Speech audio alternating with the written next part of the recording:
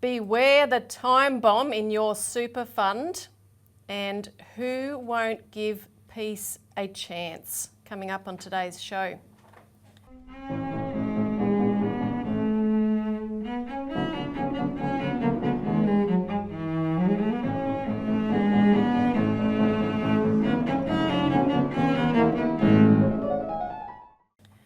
Welcome to the Citizens Report for the 15th of July 2022. I'm Elisa Barwick. Joining me today is Citizens Party Research Director Robbie Barwick. Welcome.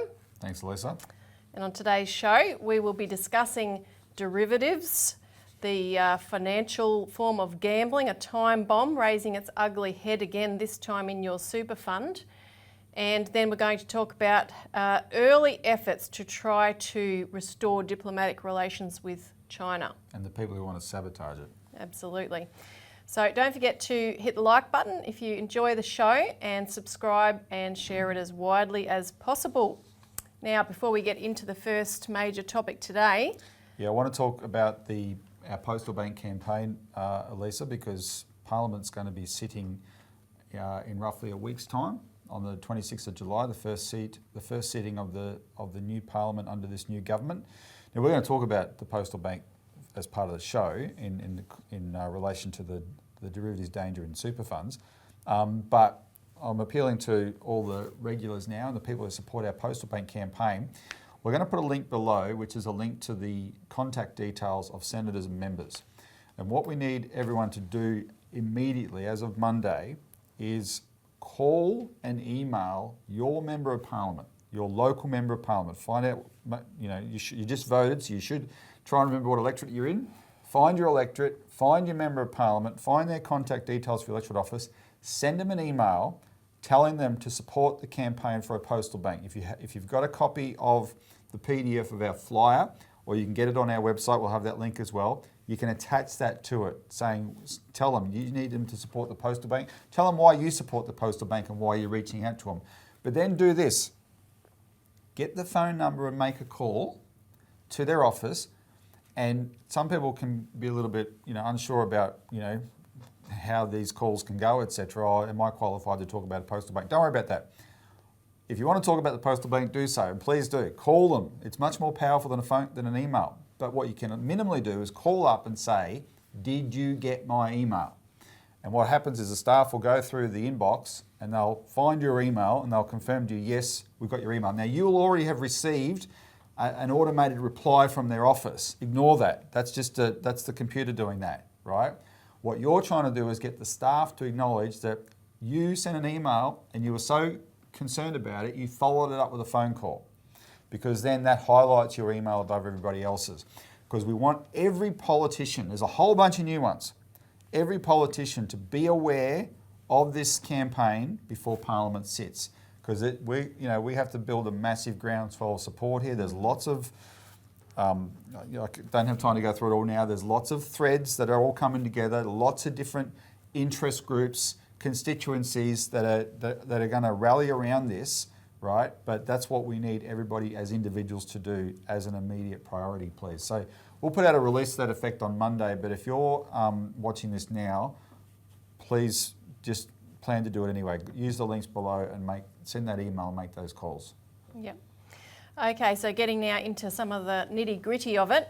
Beware the time bomb in your super fund. And we'll come back to how the postal bank is part of the solution to this and to virtually every problem you can think about that's facing us today in one way or another. It can facilitate the solutions that we need.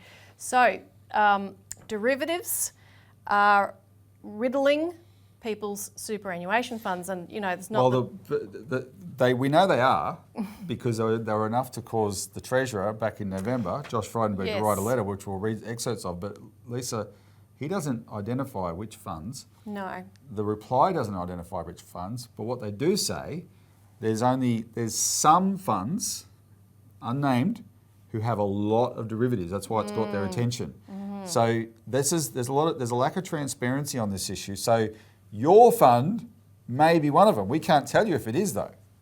Yeah, so the previous Treasurer, Josh Frydenberg, as you said, late last year in November 2021, wrote to the Governor of the Reserve Bank, Dr. Philip Lowe, He basically said, look, we undertook these consultations and through this process identified that some superannuation funds appear to be engaging in a large number of derivative transactions. Now, of course, derivatives, just for people who aren't aware, are pure gambling. They're a form of financial contract which allows banks and various other financial... Even the safe term. Even the term they use for safe derivatives, Elisa, hedging, is a gambling term. So they're highly risky. Supposedly they're used to hedge risk, but if you take the wrong bet or things go foul in the markets, you can lose everything because they're highly leveraged and they are speculative. So Josh Frydenberg went on to say, with more than $3.3 trillion managed by Australia's superannuation funds, they are a systemically important part of our financial system, and he asked the council to advise. This is the Council of Foreign Financial Regulators, which comprises not only the RBA but the APRA, ASIC, and the Treasury. So he wanted to be aware of any concerns relating to the operational capability of funds to manage these large volumes of derivatives, prudential, i.e. regulatory implications for these individual funds and the outcomes for members of those funds, more importantly, and any broader implications in terms of financial system stability. So they obviously were quite concerned about this, Robbie. Well, it's an extraordinary letter for that reason. This show's been going, what is it, producer, 11 years? There's a producer behind the camera there. It's 11 years now, right? This show's been going. 2011, yeah. 2010. So 12 years. Yeah. And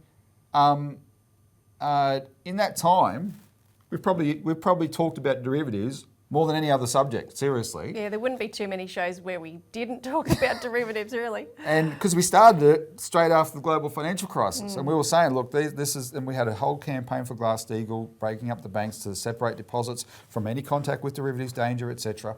But in that time, all we've got from the establishment, Elisa, is a wall of denial. Right? The same kind of denial that led to the global financial crisis being a derivatives crisis because they denied it would be a problem, we just experienced in Australia. Total denial that there was an issue. Now we've got a letter from the Treasurer, who, by the way, worked as an investment banker at one of the worst derivatives basket cases in the world, Deutsche Bank. That Treasurer wrote a letter to the Council of Financial Regulators saying, I'm concerned about these derivatives. No, it's a real red flag. And he asked for this advice, these answers to his questions by the 30th of June this year, 2022. So the response came on the 29th of June, 2022, to the new Treasurer. And I have to say, don't beep this out. I think we're allowed to say it on our show. What arseholes. They're told 7 months or whatever. Oh yeah, they probably just did it on the 28th of June. We're going to give you a deadline in 7 months, and they do it the day before. Yeah, so it's not like it would have taken that long, obviously. Sorry if it was an issue. Sorry if there is danger. Yeah, a bit late. So on the 29th of June, a reply from Philip Lowe was sent to the new Treasurer, Dr. Jim Chalmers. And basically the bottom line, as he says in the second paragraph, is it raises no particular concerns at this point in time. And he goes on to explain why that is. Derivatives exposures of trustees are currently concentrated amongst a handful of funds. So again, confirming that there's a few that have a lot. But which ones? Yeah. Derivatives usage, he went on to say, however, derivatives usage is likely to become more widespread in coming years as the sector continues to mature and consolidate. And I just noted that because there's been various changes going on to superannuation recently, such as big operators like Vanguard, one of the top three with State Street and BlackRock moving in to manage Australian super. So yes, no doubt it's going to become more widespread, but nothing to worry about, nothing to see here. So what that means is, more mature means when these derivatives funds grow up and are old enough to go to the casino. They're going to get worse. But yeah, in regard to the prudential implications, he said that basically the trustees are not permitted to use derivatives for gearing purposes, but their use of derivatives is limited to risk management And derivatives may not be used to gain leveraged exposure to market risks. All right, so that answer raises more questions than it answers, Elisa. Yeah, he just clarifies that the main use of the derivatives is for hedging foreign exchange exposures. All right, I want to make a point about that in a second, but I want to point out two things. So he's saying this is just for risk management. Well, what is super? That's our money that we've had to compulsory, or our employers compulsorily hand over to be managed for our retirement, right?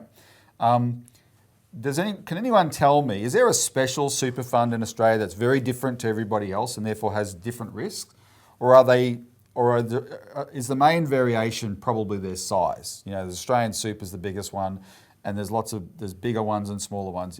And put aside the self-managed ones. Would the main variation be their size? Because I want to know why what they've said is a handful of funds have a lot of derivatives for risk management that the other ones feel they don't need to have. Because that raises the question: is it really risk management? Because they use the word predominantly for risk management, but in the section there, it says, it quotes the SIS Act, which is the Superannuation Act. The main effect of this constraint is that use of derivatives is limited to risk management. Well, limited to means it cannot be but risk management. So why did they say earlier predominantly risk management? These kind of words matter when it comes to your savings, right? Your savings are already at risk because they're in the stock market. That's a casino enough. But if there's worse risk than that, you should be concerned. So that was the first question. The second, so I'll do three things actually, because this goes back to this thing on the second page there. We can put this chart up on the screen. Super fund, to back up the claim that it's the main use of derivatives is for hedging foreign exchange exposures. Then they have a chart there and they show exposure type, percentage of total. The 77% of the derivatives in super funds is for foreign exchange. That means fluctuations in interest rates, in exchange rates, the value of the Australian dollar versus other currencies like the US dollar, the Japanese yen, whatever. The second highest sector though is interest rates, right? So 8.9% hedge against interest rates, then it's equity, then others, and it goes down 0.1% against commodities. Now, that request was put through in November. They get a reply 7 months later. You know what else happened in that 7 months? The financial world turned upside down.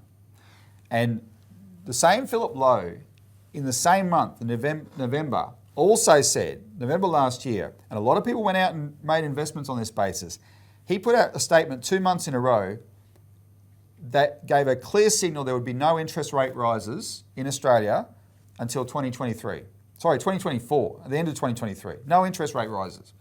People went and bought houses on that, people went and made investments on that, people went and entered into fixed interest rate periods on that, etc. That was the claim that he made.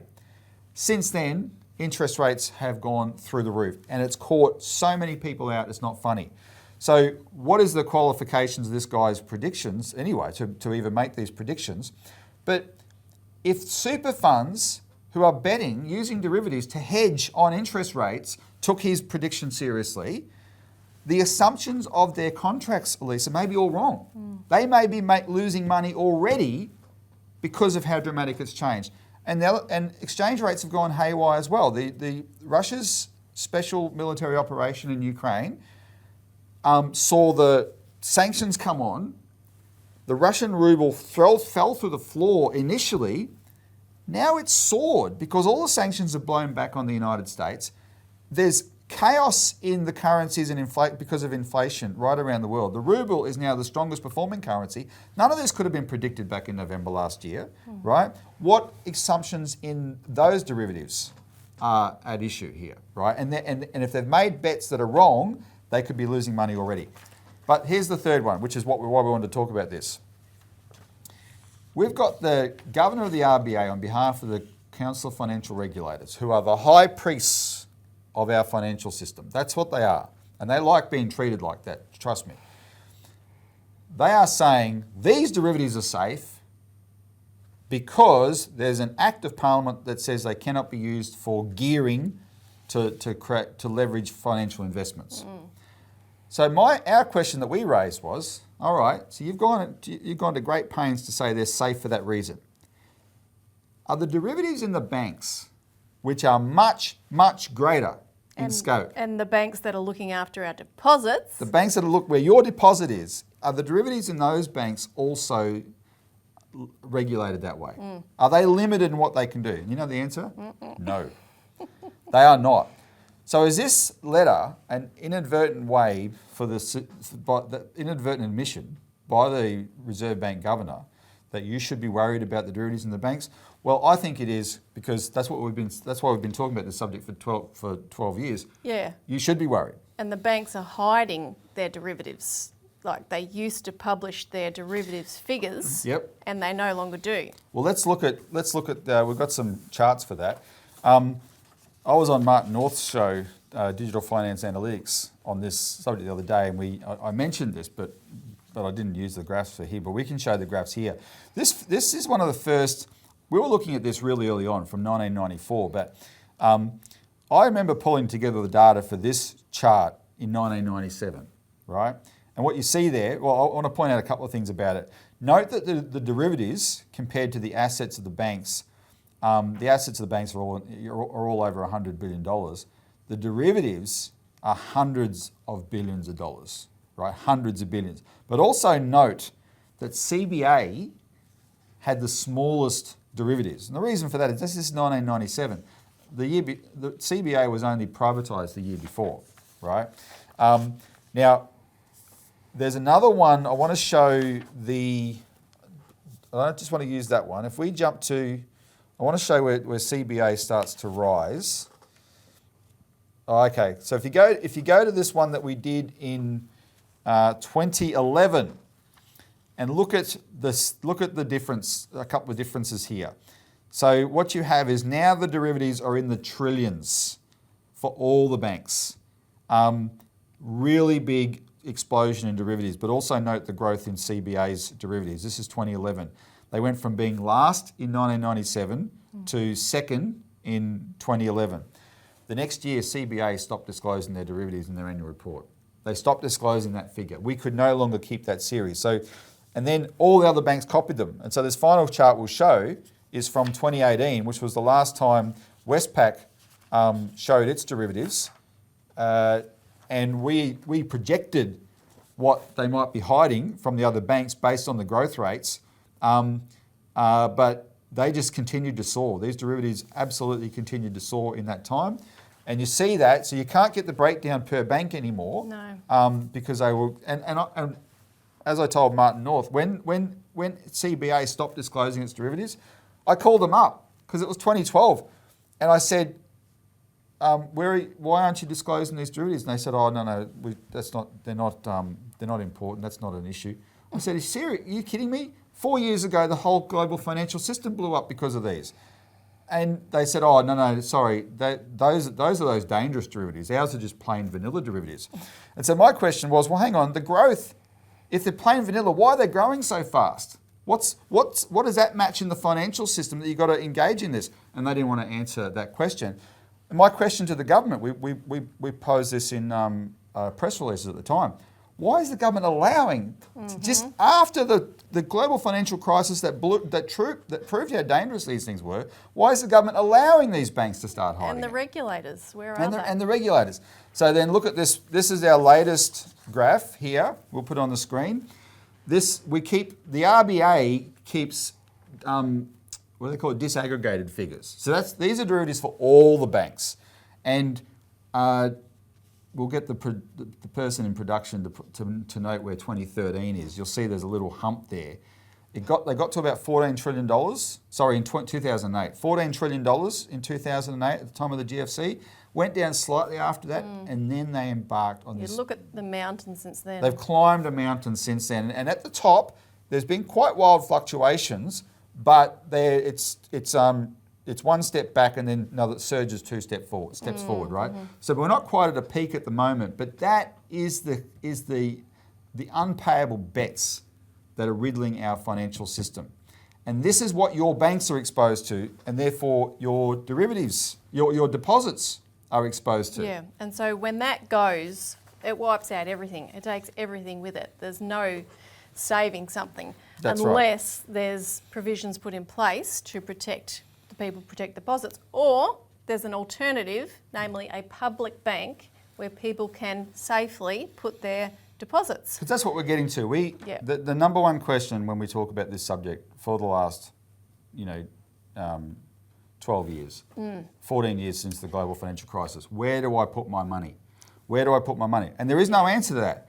What we're saying, our campaign for a postal bank is the answer to that. That's where you put your money. If you just want a system where you can put your deposit and you know it's safe and you get on with your life and you don't have to worry about all this airy-fairy decision gambling and all that sort of stuff going on, which is how our system used to work for the majority of people, right? Yeah, let the rich gamble with their money, but the majority of people just want to have somewhere safe put on with life. We need to bring back a public bank. Now, the other thing is that when you look at that derivatives graph and you see that mountain building, what effectively is happening is that you have funds pulled out, sucked out of the real economy into speculation. So the other thing about a postal bank is that it can work in tandem, as we've envisioned it and others have, with a national infrastructure bank or a national investment bank that can begin to pull the funding away from that mountain of derivatives back into the real economy and the crucial investments, especially at the local council level, that is so obviously needed to build the things that we need for day-to-day life, for a decent standard of living, which is gone based on the kind of standard of living we once had. There's actually a couple of tiers of it. It can do that, and we'll talk about that more in a second. It can just do normal lending. But what I mean by normal lending, people might have forgotten. There was a time when the Australian banks did not do all their lending into mortgages. They did small businesses could get loans once upon a time without having to put their house up, right? The Small Business Ombudsman's been screaming about this. Actually, we hadn't planned this. I want to play a little clip. I'll provide it for you. This is of Alan Kohler, the ABC reporter, financial reporter on the night. He did this last week, this little clip, and he's going to show a graph, which is a variation of a graph that we've used on this show before. I just want to show you Alan Kohler using it. We've used it on this show. It's sourced from Digital Investment Analytics by Dr. Wilson Tsai. He produced this graph just from APRA data, which shows how the percentage of lending by banks used to be majority business, which Kohler makes a very important point about that, because it's businesses that employ people to then pay their mortgages. So the banks used to lend majority to business and minority, a third, to mortgages, and it's totally switched over. So Wilson Tsai highlighted that way back in 2018. We first saw his graph and used it. Alan Kohler used it the other day in the same context because it's getting attention. So just have a quick look at that. And this graph explains what happened to us. It shows the value of all residential land as a percentage of GDP against bank lending as a percentage of GDP. Now that tells you that house prices and debt took off when banks were deregulated in the 1980s and the shackles came off. And that's also when banks went from being mainly lenders to businesses, which employ people and create wealth, to being mainly lenders for housing, which doesn't, but it's safer and more profitable. And that's just basic lending. That's just banks saying, yeah, we're here to serve the economy. We're not here to make money from other people's money. We're here to make money by helping other people make money in business, right? And so that's basic. That should be the standard for normal banking, which our postal bank will do. Plus, it can do the long-term stuff as well for infrastructure. Yeah, and I want to mention 2 examples of how this is happening overseas, and you can read more about it in this week's Australian Alert Service. You can contact us for a copy. We can send you a complimentary one if we haven't already. So in the United Kingdom, we came across this report. We actually reported on it at the time. And this was in March 2019, put out by the Communications Workers Union and Democracy Collaborative in the UK, entitled A New Public Banking Ecosystem. So it was a fascinating report, but one of the key things, and there's lengthy excerpts in the Australian Alert Service if you want to know more, but they talked about how utilising the post offices can mesh in with their proposal for a national investment bank. And after this came out, the then shadow Chancellor of the Labor Party, John McDonnell, announced that they would extend their plan for a national investment bank to use the local post offices as branches of a publicly owned government-run bank, where the 3,600 odd post offices would service customers, funneling credit, as they put it, into small and medium enterprises. Yep. So that's a stunning example, and we were really shocked actually how similar their concept of the postal bank was to ours. Yeah, because there's variations on postal banking around the world. In Japan's, for instance, they've got the biggest postal bank in the world, which has been at the centre of their post-war economic success. But it takes in the deposits. It doesn't lend out to the public. It takes that deposits and as a wholesaler, it lends them those deposits into Japan's industry banks and gets put to work that way. So that's one model. That's one model. The other model is just a purely retail bank, right, where you just take in deposits and lend to the local communities. And Bernie Sanders is putting up a variation of that for the United States, which is taking deposits, but then make only micro loans, right? So it can replace payday lending, which just rips people off. So there's a variation on that. We said, why can't it do it all of it, right? And so we said, let's have an interface between our postal bank and a national development bank, right? So that your deposits, not only are they safe and guaranteed by the government, but you know that they can be used, that your savings are helping develop Australia. That's what we suggested. This British proposal is identical. And I just wanted to mention, in addition to that Bernie Sanders proposal, public banking is exploding across the United States. I'll put up this map. We don't have time to go into this in detail, but I wrote an article in the Alert Service a few weeks back with recent examples in New York City, San Francisco, Massachusetts, and this map shows many more. From the lighter shades of green are the organised community groups that are fighting for a public bank, through to bills and feasibility studies in the next darkest shade, through to actual legislation that's been passed in the next darkest shade, and the darkest of all, which is only one, is North Dakota, where they already have a public bank and it's been around for a very long time there. But it's just fascinating how this is taking off, because people see the financial system has failed us, we need to replace it. And the other thing I want to point to is the National Infrastructure Bank Coalition, which is a very large coalition of all kinds of different groups in the United States that are pushing for a national infrastructure bank. There's a bill on the table of Congress. It now has 12 co-sponsors, up from just a couple not long ago, and they're getting more endorsements, where states like California are passing resolutions calling on the federal Congress to pass this public banking bill, which would use the national banking principles to create $5 trillion to lend into infrastructure immediately. But I wanted to show a clip from one of their they have regular webinars and Zoom calls, and they have all kinds of organisers and people from politicians to banking experts. And this one from just a couple of weeks ago is a very interesting clip, because it shows this principle that we've been talking a bit about, that if you use banking in this capacity to build the real economy and increase the productivity of labour and the output and the capacity to produce, inflation doesn't necessarily come with it if you do this the right way. So this is a short clip of Ellen Brown, the head of the Public Banking Institute. She's discussing the history of credit, and she ends talking about, she goes through the different examples in America. She ends at this section on, she's just been talking about Lincoln putting funding into infrastructure and how the Transcontinental Railway line returned a profit to the government and so forth. And then she talks about the example of China and what they're doing today. So just listen to this. And according to Milton Friedman, although the money supply was doubled, it did not create price inflation. There was some price inflation during the war, as there always is during wartime, because of shortages.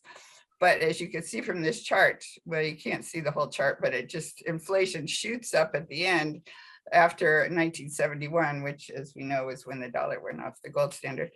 And other former British colonies followed the Hamiltonian Hamilton model as well in founding national banks, including Australia, New Zealand, and Canada. I don't have time to go into it, but they're quite interesting models. I've written about those. But in the US, what we got was the Federal Reserve, which did not work quite the same way. And of course, we wound up in the Great Depression of the 1930s. The whole world wound up in the Great Depression, but Roosevelt pulled us through the Depression with another Hamiltonian financial institution. It was the Reconstruction Finance Corporation. So it started with $500 million in capitalization. It issued bonds. And over the next 25 years, it loaned or invested over $40 billion and rebuilt the country through the New Deal and funded much of the US participation in World War II.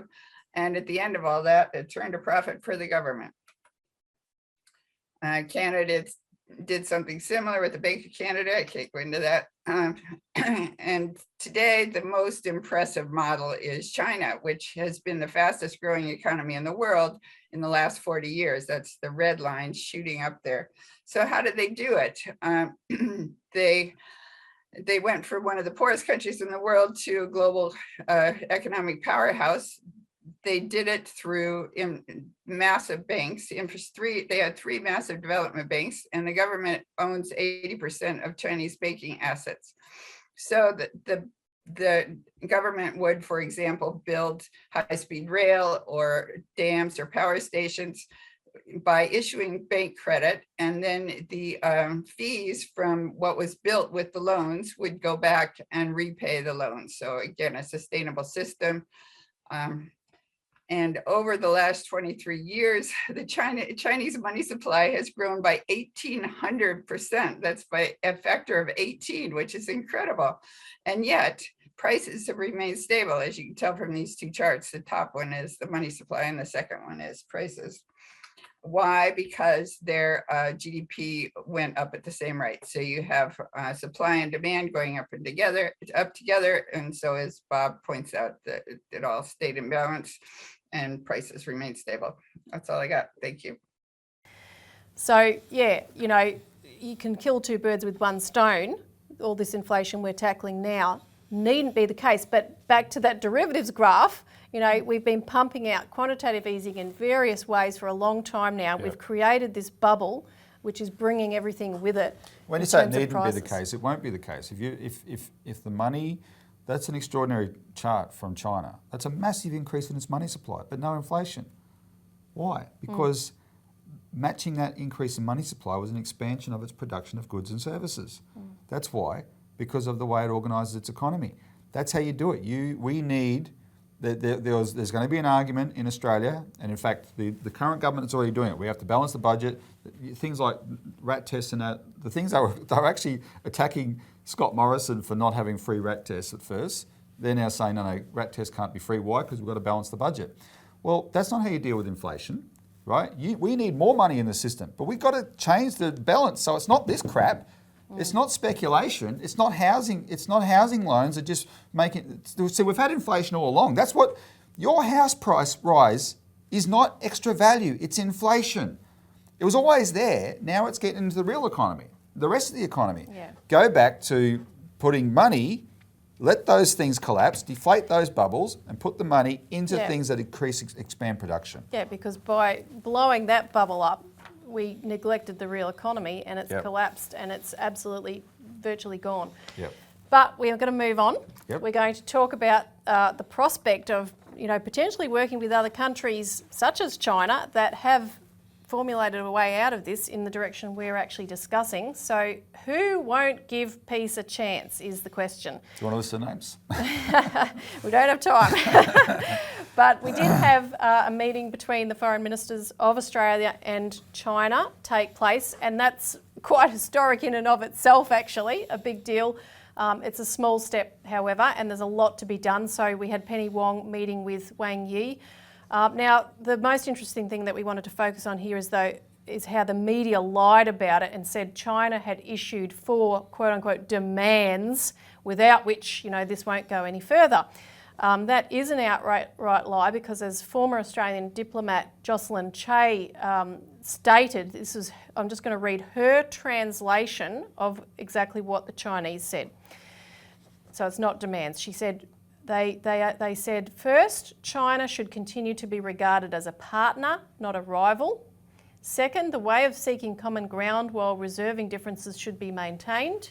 Third, the practice of not aiming at others or being controlled by others should be maintained. Fourth, the building of a foundation of positive, practical community support should be maintained. And Che commented, she said, when read with better appreciation of the subtlety of language, as obviously it's translated, one sees readily that the official report of this historic meeting is positive. So it wasn't China coming out and saying, you do this, that and the other, or there's no go. They were making suggestions about how it will work, and most of it is saying we continue to do this, maintaining this, etc. And this brings us to the first answer to the question, who won't give peace a chance? These jerks in the media, because there's two of them in particular I'll single out, Bill Birtles from the ABC and Will Glasgow from the Australian, and they're the ones who ran with this headline. China issues 4 demands, and then of course the brain-dead politicians who had cameras put and microphones put in their face, how do you respond to China's demands? Then, like a reflex, said, oh, we will not respond to demands, right? How dare they make demands? And there was no demands to start with. So why did these guys do it? Well, frankly, like I said, jerks is a kind word. Will Glasgow, I've been at him on Twitter about this, because then he became quite nasty. And in fact, I'll go so far as to say bitchy. He singled out Jocelyn Che's translation showed him up. Translation showed him up, because so you know what he did to her? He engaged in the politically correct term now as ageism. He decided to make an issue out of her age. Oh look, this old lady. Not in these. I'm paraphrasing. But we'll put the tweet up. Yeah, he said something like, listen to DFAT today, not DFAT from the 1980s or something. Yeah, he was highlighting her age, and then he put a photo of her up there presumably to highlight that she's an older woman. Well, guess what has that got to do with anything? She's an expert. She's someone who is credited with building our relationship with China over the decades.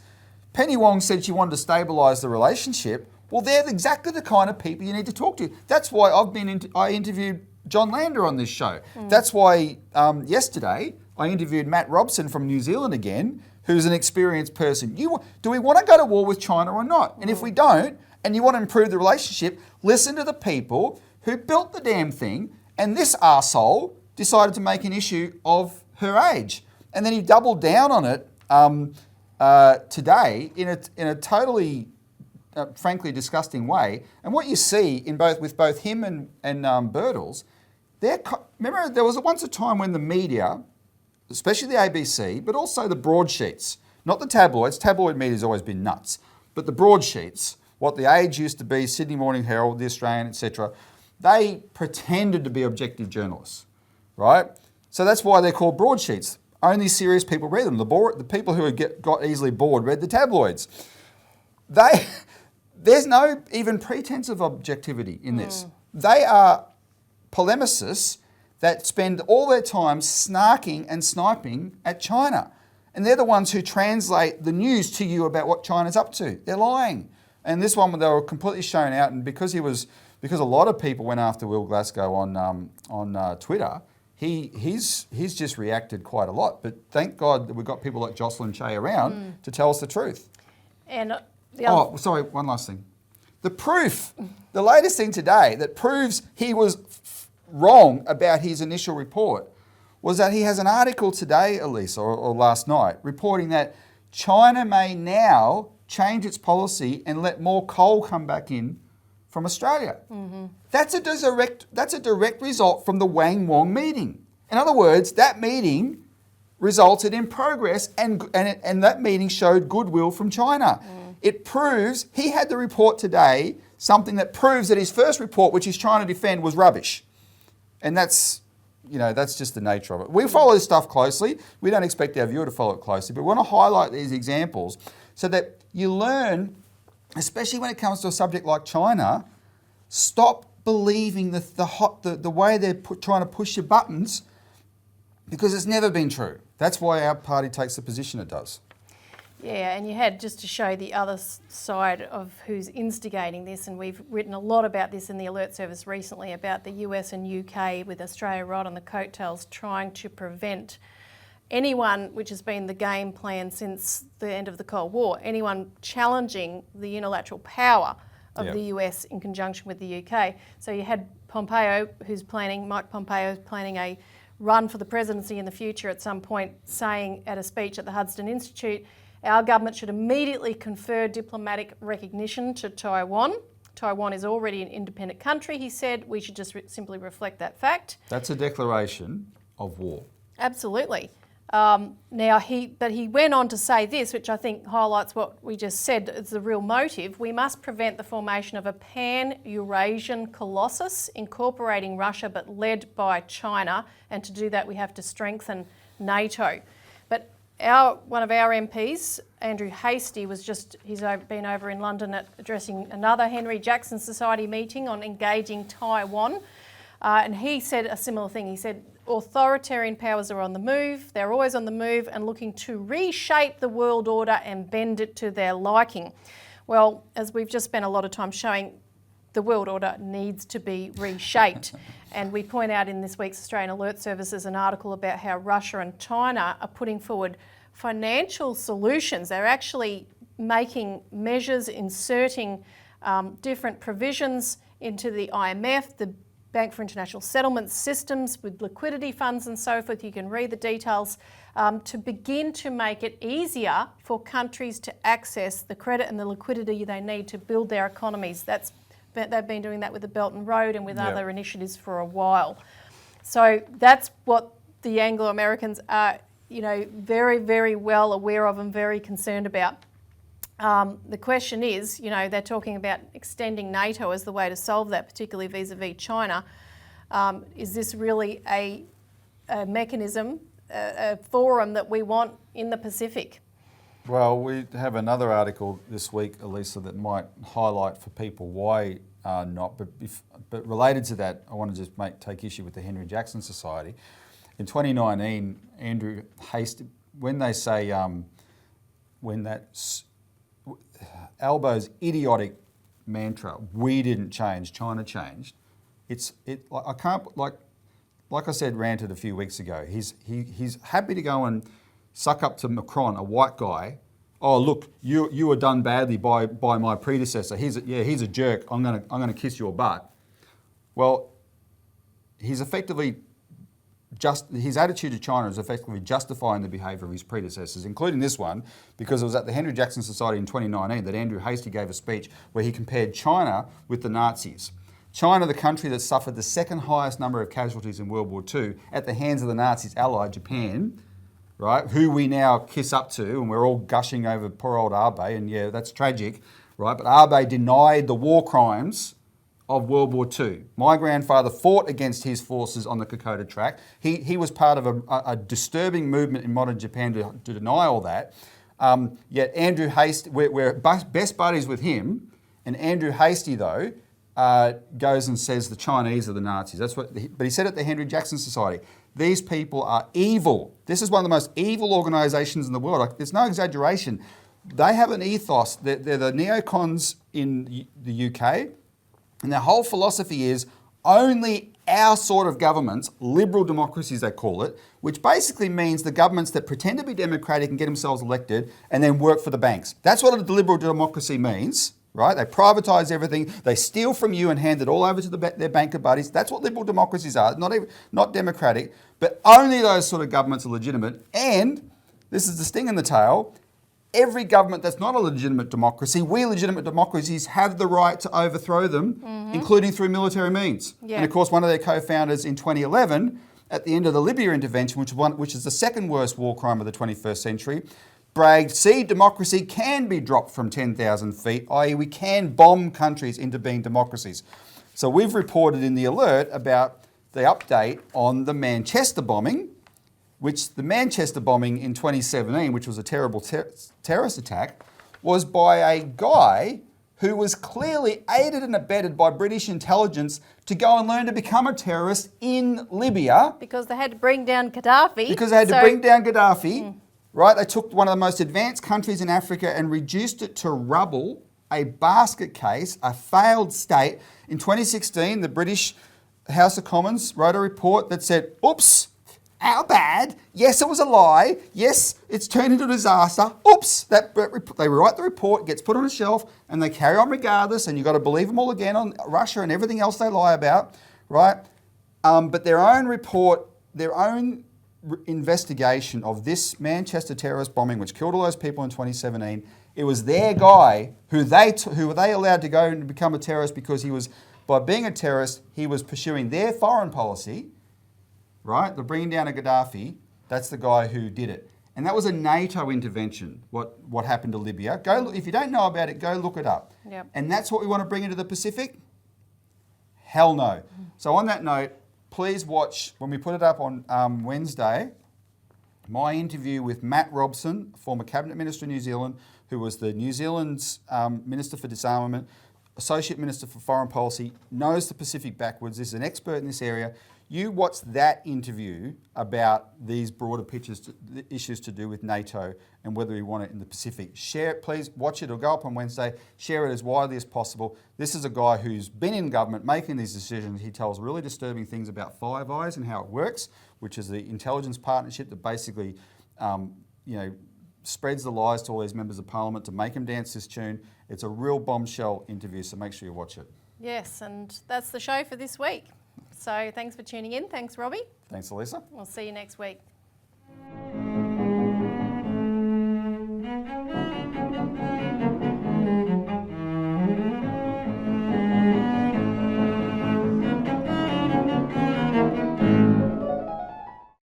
Authorised by Robert Barwick, Citizens Party, Melbourne.